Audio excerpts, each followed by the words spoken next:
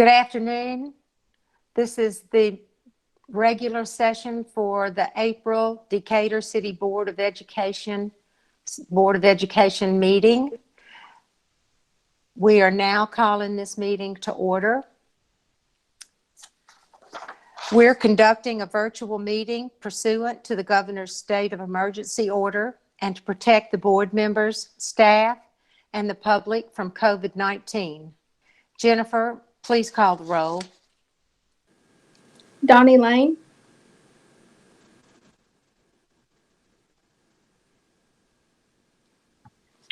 Donnie, you're going to need to unmute, speak, and then you mute yourself again. I'm here. Michelle King. Here. Dwight Jett. Here. Peggy Baggett.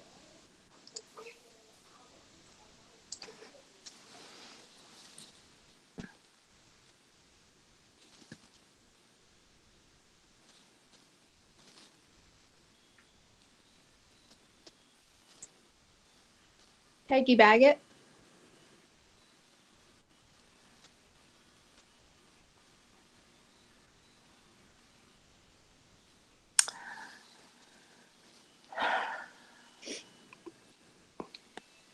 Peggy has dropped off of our virtual, and here she is again. Okay, Peggy, are you with us now? Press your mute button so that you can answer present, please. Present. Thank you. And Karen Duke. Present. Next item on our agenda is approval of the agenda. If there's no changes or corrections, we'll consider it approved as written. Approval of the minutes. We have a regular session March 11th and special session March 17th. If there's no changes or corrections, we'll consider those approved as written. Next on our agenda is the business action and report. Dr. Douglas. Mrs. Maples?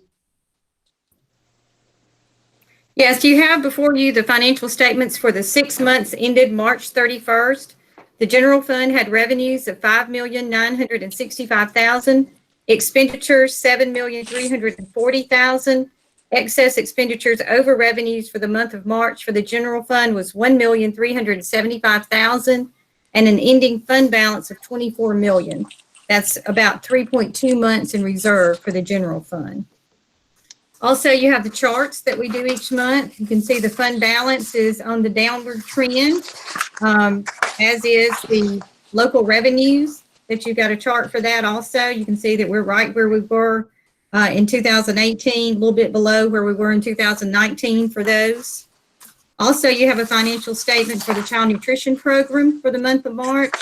Revenues of $418,000, expenditures $549,000, excess expenditures over revenues for the month of March of $130,969, and an ending fund balance of $2,064,000. That's about 4 months in reserve for the child nutrition program. I recommend the board approve the financial statements and bank reconciliations for March. We have a recommendation from the superintendent to approve the financial statements and bank reconciliations for March. Do you have a motion? So moved. Ms. King, second. Second. Mr. Jett, discussion? Melanie, this is Dwight. Yes. Assuming we continue along the course that we're going, sales tax, do we not see a change in that for 2 months? How long is the lag time on sales tax? The sales tax is a 2-month lag time. So what we're seeing now for the month of March would have been the January sales. Okay, so anything happening in this month we won't see for 2 months. Right, we should see the effects of this probably in May. Okay, thank you. Mm-hmm. Any other questions, discussion? Jennifer, would you please call the roll? Donnie.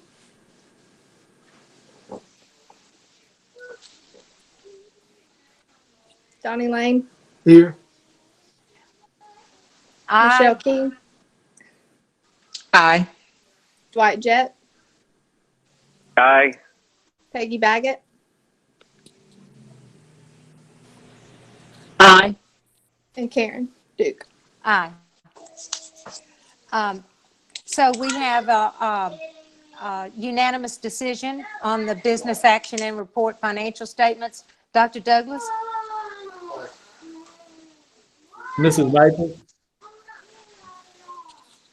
The next item we have is a bid.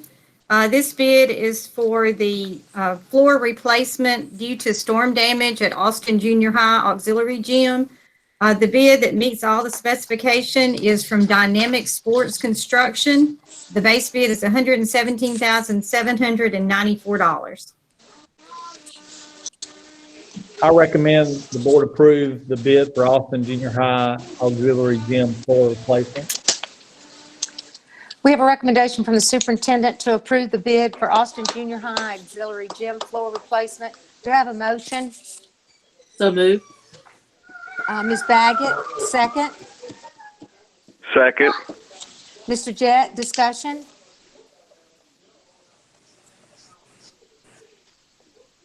Jennifer, would you please call the roll for the vote? I will. Donnie Lane, Aye. Michelle King, Aye. Dwight Jett, Aye. Peggy Baggett, Aye. and Karen Duke. Aye. We have a unanimous decision for the bid for Austin Junior High. Dr. Douglas? Mrs. Maples? The next bid we have is for the Welding Academy at Career Academies of Decatur. The low bid is from Garber Construction Company, $611,350. And we will use the proceeds of the warrants that were sold to cover the cost of this project. I recommend the board approve the bid for the Career Academies of Decatur welding renovation. So We moved. have a recommendation from the, thank you, Mr. Lane. Second,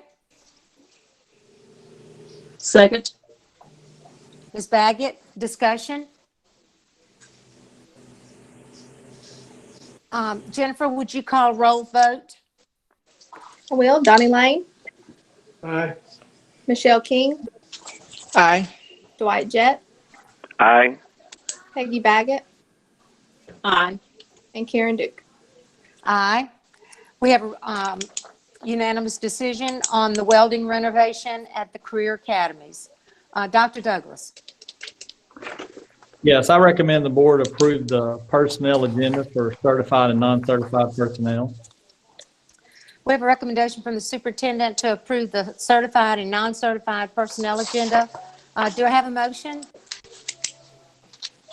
So moved. Ms. Baggett? Second? Second. Ms. King? Discussion? Just to clarify, we're approving the agenda with the one change that we received the email on. Is that correct? That is correct. Okay. Okay, and I have another question. In light of the COVID-19, and I know you're going to start doing some work on some interviews and what have you. Do you have any idea when that will start or how we would do it? Would it be some virtual? Yeah, going forward, we've actually have some interviews set up to start tomorrow for some coaching positions, but also in terms of teacher positions and central office positions.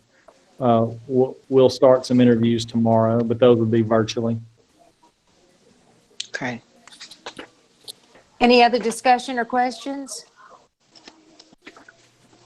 Jennifer, would you take the roll, please? I will. Donnie Lane, Aye. Michelle King, Aye. Dwight Jett, Aye. Peggy Baggett, Aye. and Karen Duke. Aye. We have a unanimous decision on the personnel agenda. Next on the agenda, Dr. Douglas. Yeah, we've got to look at a policy revision, Board Policy 7.10, and this is due to COVID-19. I'm going to let Mr. Satterfield tell you what we got going on.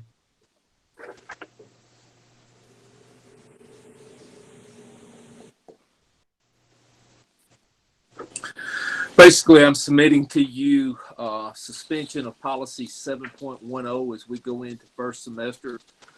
This is the time of the year we start getting requests, and we've already had a request from one company to place a foreign exchange student in our school system. They go out and recruit families this time of the year and try to get them placed, but not knowing where we're going to be going down the road and what countries may be hot spots.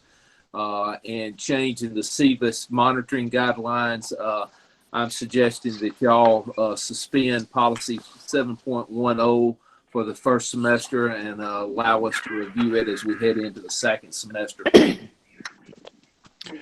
I recommend the board suspend board policy 7.10 through the first semester of the 2020-2021 school year.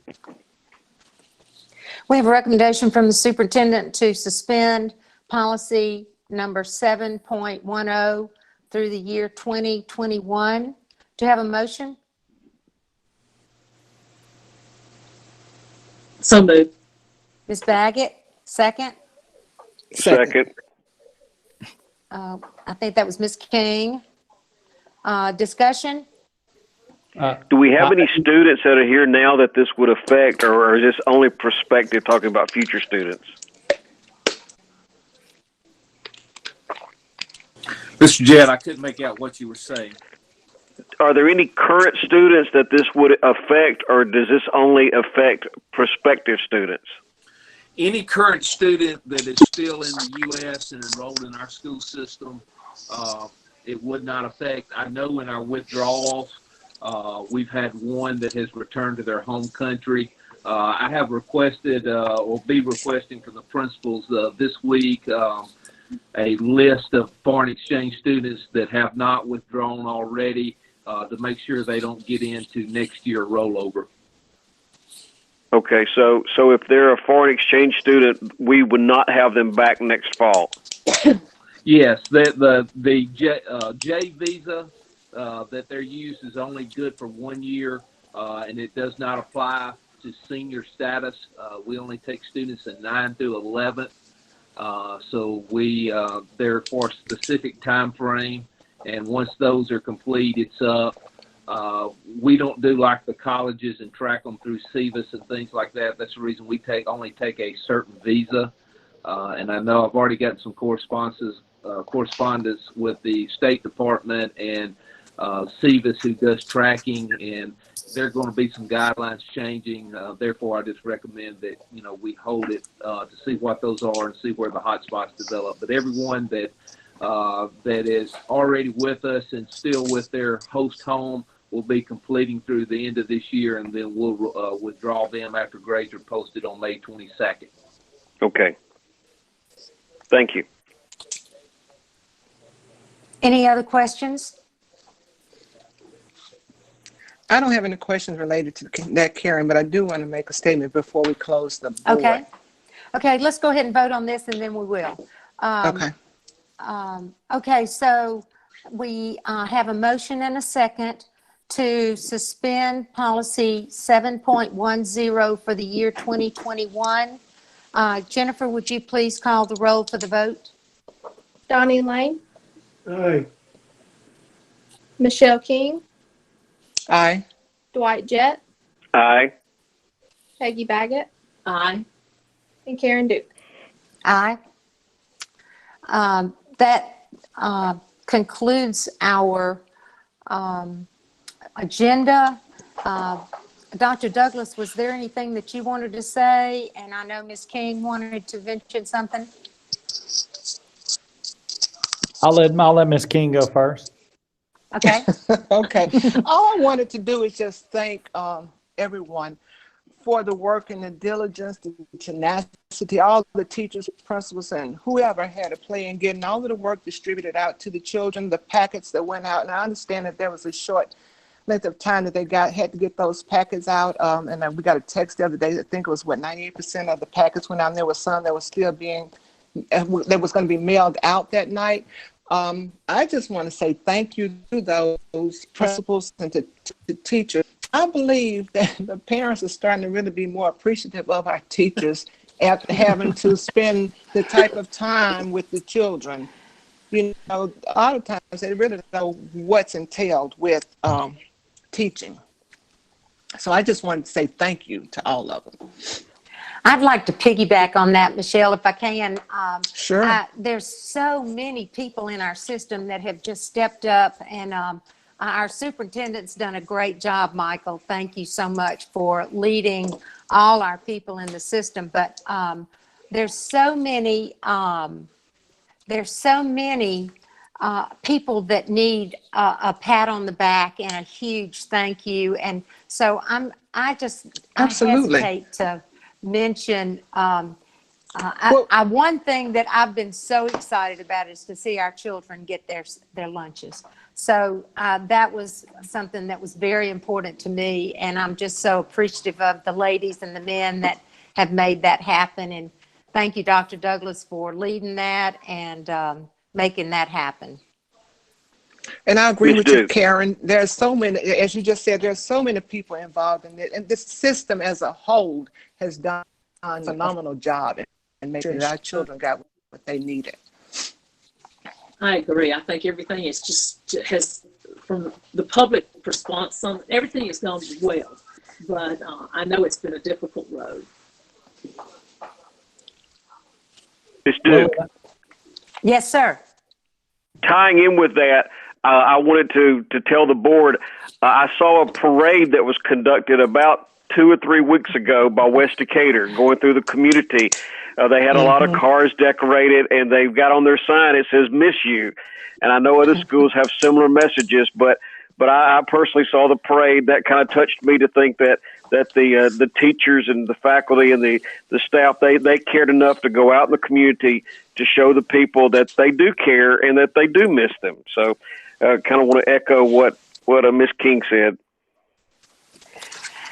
Yeah, I think a lot of the schools did the They did. community parade. I saw the group from Eastwood honking their horn, and the children were so excited to see their teachers, and so that was really exciting.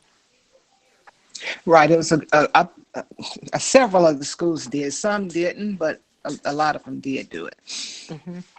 It was kind of a shock to know that you left school and you didn't know it was going to be for the rest of the year. And that was a good expression for them to do. Right. The one thing that I'd like to say before we hang up, I know our board has not seen each other in at least 4 weeks. And so I just hope that all of our people on the board and all of our people in Decatur City Schools stay safe, stay healthy, and I just wish for each one of you the very best. Dr. Douglas, did you have a closing? I'm gonna piggyback on y'all and just say that I appreciate anything that you directed toward me, but my entire central office staff, and I mean everybody, Jennifer talking to me on the phone, Melanie and Mandy, they start off all of the meetings that we have with staff because everybody wants to know that they're getting paid. Dr. Underwood has worked her tail off to ensure that every single special needs and EL kid continues to get service. So I would be remiss if I didn't name her. Dr. Evans and Wanda Davis, it's one thing to push out packets, but they were the ones that really got the committees together to put those together. So I can't say enough about them. Emily, my goodness, I got a text a minute ago that said the Daily was having trouble with the live stream, so we'll have to find a way to make sure they get this. But Emily has been great. All of her tech staff has been great. Dustin Free and all of maintenance has been great. And then I would be remiss. Dwight has kept everybody safe continually. Some people like turmoil and function great during turmoil. Dwight functions great during turmoil. But he is, We sure are glad. he is. If anybody gets it, it's because they didn't follow his directives. But I would be remiss if I didn't give him a pat on the back. everybody in my office, if you'll remember, we're 2 people short. We got to fill those positions because I think everybody at central office is drowning. But my entire central office staff, secretaries, custodians, Mr. Garth, I want to name everybody and just say everybody that is connected at a supervisor level has really pulled their weight in gold. So I appreciate all their work. Any mistakes we've made, I tell them they're my fault. But my staff couldn't have done anything any better. Okay? Appreciate you guys. And that's all I have. Thank you. Thank you. Anybody else have anything they'd like to say? If not, we'll consider ourselves adjourned. Thank you. Thank you. Goodbye. Bye. Bye.